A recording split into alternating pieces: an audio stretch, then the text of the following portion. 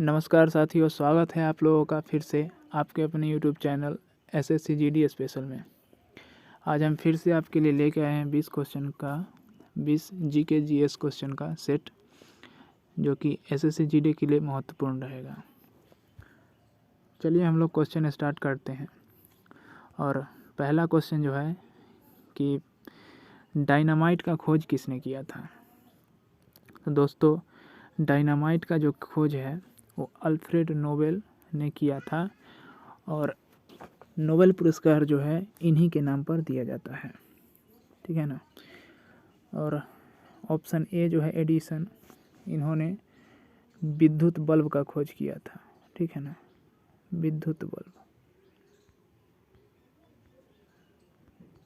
विद्युत बल्ब का खोज किया था।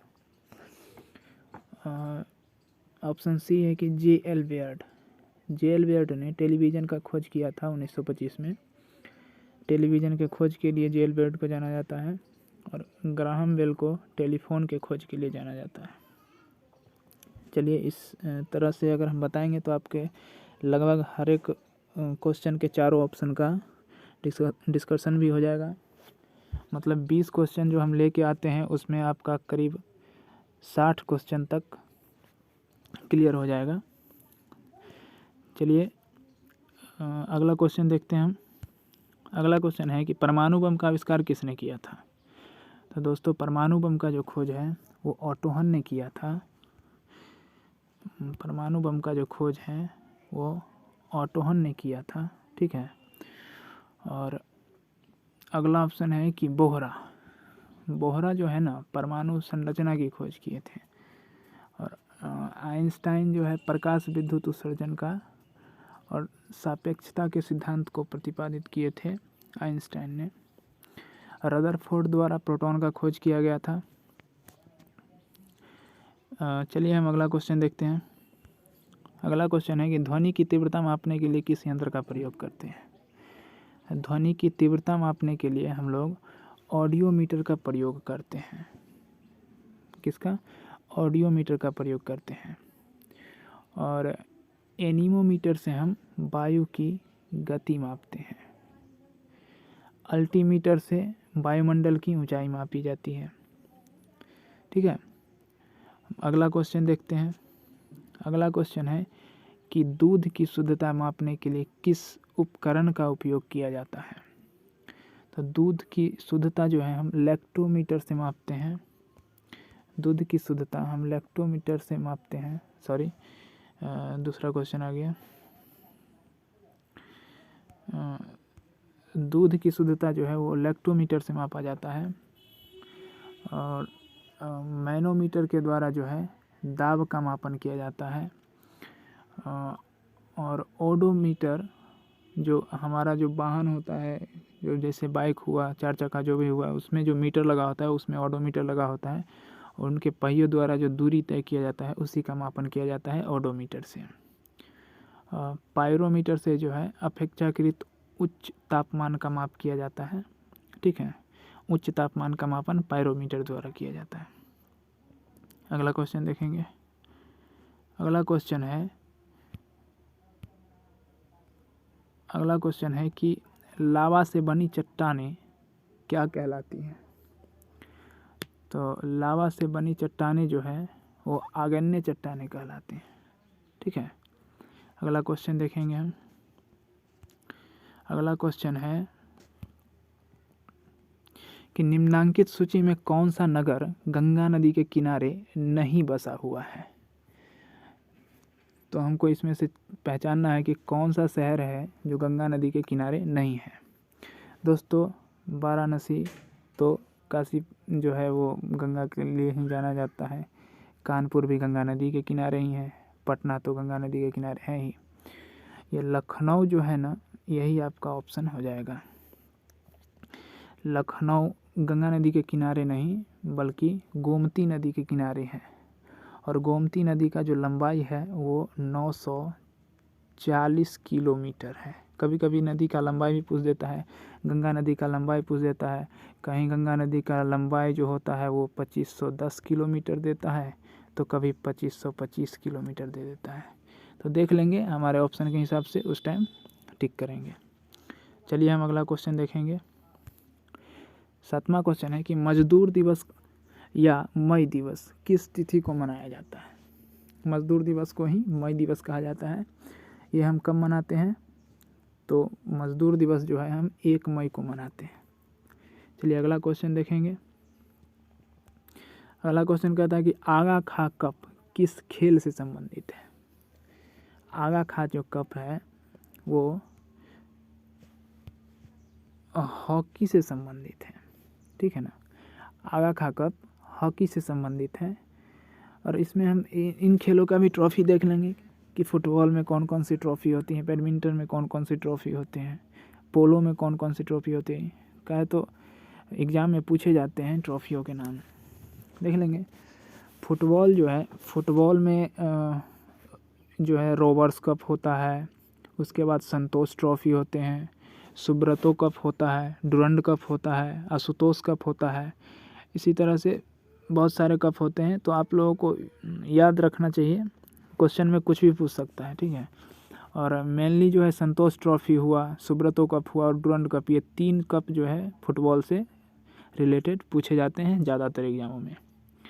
बाद बाकी कप भी देख लेंगे, जैसे आशुतोष कप हुआ, मर्डेका कप हुआ, ये सभी देख लेंगे, ये सब फुटबॉल से ही रिलेटेड है। अब बैडमिंटन का देख लेंगे। बैडमिंटन में जो है ये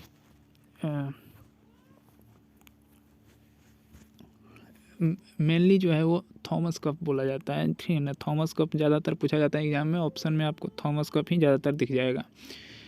ऐसे दूसरा और भी देख लेंगे, नारंग कप भी इसी से संबंधित है, बैडमिंटन से। रहमतुल्लाह कप भी है जो बैडमिंटन से संबंधित है।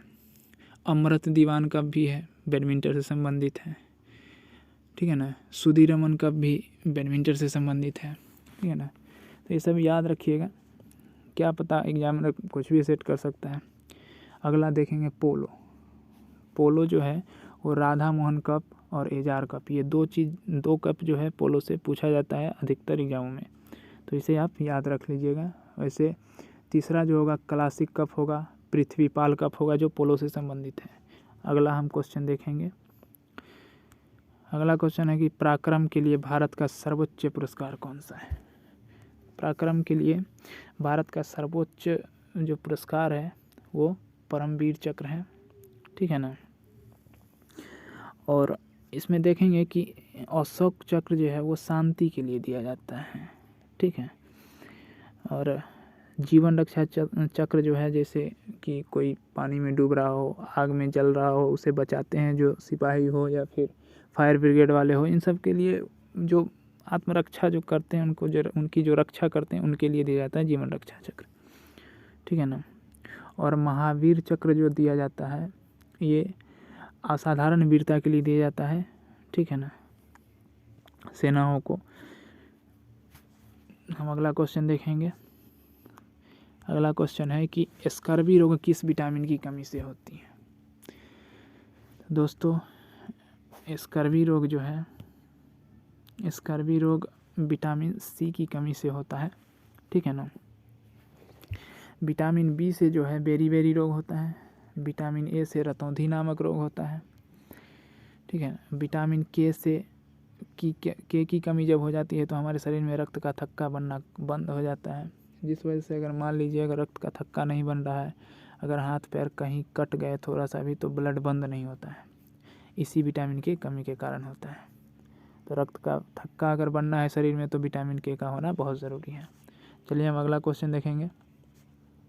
अगला क्वेश्चन है कि जिंदावेस्ता धार्मिक ग्रंथ, जिंदावेस्ता धार्मिक ग्रंथ जो है वो किस धर्म से संबंधित है, ठीक है ना।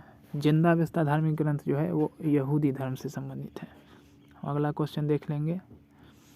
अगला क्वेश्चन क्या है कि ब्रह्म समाज के संस्थापक कौन थे।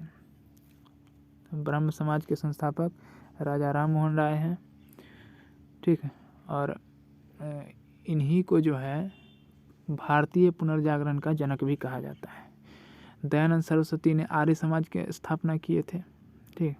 स्वामी विवेकानंद जी ने रामकृष्ण मिशन की स्थापना किए थे। ये सब याद रखिएगा क्योंकि क्वेश्चन ये सब आते हैं, बराबर पूछे जाते हैं एग्जामों में। और दोस्तों, अगर आप लोग चैनल को सब्सक्राइब नहीं किए हैं अभी तक तो चैनल को सब्सक्राइब कर लेंगे, वीडियो को लाइक ज़रूर करेंगे, ठीक है ना, और अपने दोस्तों को शेयर करेंगे ताकि और लोगों तक ये सेट पहुंच सके और उन्हें भी फ़ायदा हो। चलिए हम अगला क्वेश्चन देखेंगे। अगला क्वेश्चन है कि विश्व प्रसिद्ध रॉक गार्डन कहाँ स्थित है। ये रॉक गार्डन जो है वो चंडीगढ़ में स्थित है, ठीक। चलिए हम अगला क्वेश्चन देखेंगे। अगला क्वेश्चन है कि विश्व बैंक का मुख्यालय कहाँ स्थित है।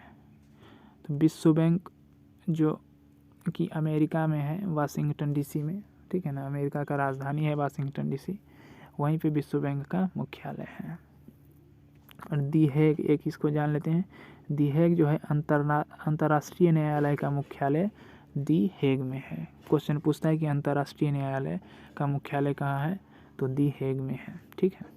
अगला क्वेश्चन हम देखेंगे। अगला क्वेश्चन है कि लाल बहादुर शास्त्री प्रशासनिक अकादमी कहाँ स्थित है। तो लाल बहादुर शास्त्री प्रशासनिक अकादमी जो है वो मसूरी में स्थित है। अगला क्वेश्चन देखेंगे। अगला क्वेश्चन है सफ़ेद हाथी का देश किसे कहा जाता है। सफ़ेद हाथी का देश थाईलैंड को कहा जाता है। किसको? थाईलैंड को कहा जाता है सफ़ेद हाथी का देश। अगला क्वेश्चन देखेंगे हम। अगला क्वेश्चन है कि हिंदी दिवस कब मनाया जाता है। हिंदी दिवस जो है वो 14 सितंबर को मनाया जाता है, ठीक है ना। अगला क्वेश्चन देखेंगे हम। अगला क्वेश्चन है कि क्वेश्चन 18 है कि एशिया कप 2022 किस देश ने जीता है। आप लोग जान रहे होंगे कि हाल ही में एशिया कप जो हुआ है 2022 में, वो देश जीतने वाला देश जो है वो श्रीलंका है, ठीक है ना। भारत पहले ही छट गया था इसमें, इंग्लैंड इस एशिया कप में भाग नहीं लेते हैं, तो श्रीलंका जो है एशिया कप 2022 जीता था। चलिए हम अगला क्वेश्चन देखते हैं। अगला क्वेश्चन है कि हाल ही में कौन सा देश मंकी पॉक्स का मामला दर्ज करने वाला पहला खाड़ी देश बन गया है। तो खाड़ी देश में यूएई जो है मंकी पॉक्स का पहला मामला दर्ज किया है। अगला क्वेश्चन देखेंगे और इस सेट का आखिरी क्वेश्चन है, जो कि एसएससी जीडी में 20-20 क्वेश्चन का सेक्शन बना दिया है, इसलिए हम 20 क्वेश्चन ही लेके आते हैं सेट में, ठीक है ना। और इस बार हमने करंट अफेयर भी इसमें डाला है, साइंस भी डाला है और जीके भी डाला है। पहले वीडियो में हमने ये सिर्फ जीके डाला था क्वेश्चन, इसमें सेट के अकॉर्डिंग क्वेश्चन डाला है हमने, ताकि लगे कि हाँ सेट हम बना रहे हैं। क्योंकि करंट अफेयर 2-3-4 क्वेश्चन पूछ ही देता है, साइंस से भी 5-6 क्वेश्चन पूछ ही देता है, बाद बाकी जो बचा वो जीके क्वेश्चन पूछा जाता है, स्टैटिक पूछा जाता है। तो लास्ट क्वेश्चन जो है, अल्पसंख्यक मामलों के मंत्रालय का अतिरिक्त प्रभार किसे दिया गया है। तो अतिरिक्त प्रभार जो है वो किसे दिया गया है, स्मृति ईरानी को दिया गया है, ठीक है ना। और अनुराग ठाकुर जो वर्तमान में खेल युवा मामलों के मंत्री हैं और सूचना और प्रसारण मंत्री हैं। क्वेश्चन पूछ सकता है कि हमारे देश के अभी खेल युवा मामले के मंत्री या सूचना और प्रसारण मंत्री कौन है, तो अनुराग ठाकुर हैं। आप लोग ये याद कर लीजिएगा। तो दोस्तों, आप लोग चैनल को सब्सक्राइब कीजिएगा और दोस्तों को शेयर कीजिएगा। तब तक के लिए जय हिंद। अगले वीडियो में मिलते हैं।